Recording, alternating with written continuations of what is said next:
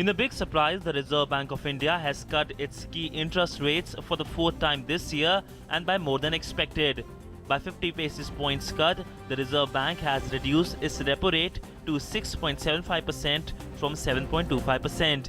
The repo rate is the rate at which the central bank lends to commercial banks. In its commentary, the Reserve Bank has been bullish on growth and expects pickup in growth towards the latter part of this fiscal.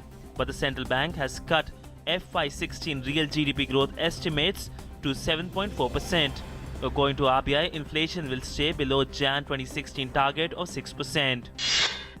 Finance Minister Arun Jaitley has welcomed Reserve Bank of India's interest rate cut and has nudged banks to transmit the benefits to borrowers so as to boost investments and the economy.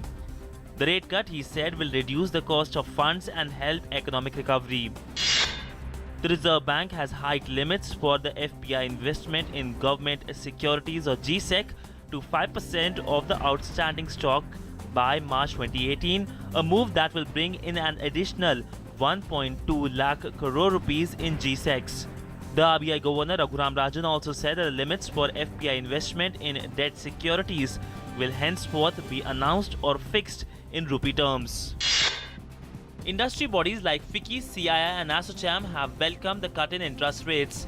CII has said that the industry is happy that RBI has finally recognized the weakness in underlying economic growth and the need for a reduction in borrowing rates to drive a recovery.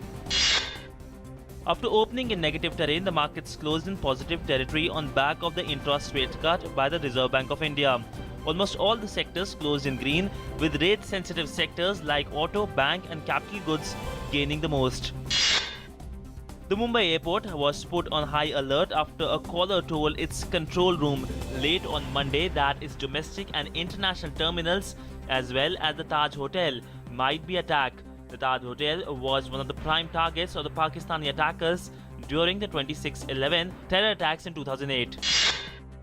9 years after a series of bomb blasts in suburban trains rattling Mumbai, killing 188 people, a special court in Mumbai is likely to pronounce the quantum of punishment for 12 convicts in the case tomorrow. On September 23rd, the special Makoka court had reserved its order on sentencing in the case for September the 30th. The Supreme Court has dismissed the petition of Ruiyas of SR Group and said that they will have to face the trial in the 2G case. Anshuman Ruiya and Ravi Ruiya had questioned whether they should be tried by a CBI special court hearing the case, which involves the illegal allocation of 2G airwaves. FTII students who called off their hunger strike after the government agreed to come to the negotiation table held talks with Information and Broadcasting Ministry officials today. IMB Ministry officials will have another round of talks with the students on October the 1st. The government has launched its National Green Highways policy that will make it mandatory for road developers to set aside 1% of the total project cost for plantation. Government intends to take up road projects worth 1 lakh crore rupees in a year, and 1% of it, that is 1,000 crore rupees, will be spent for tree plantation across the national highways.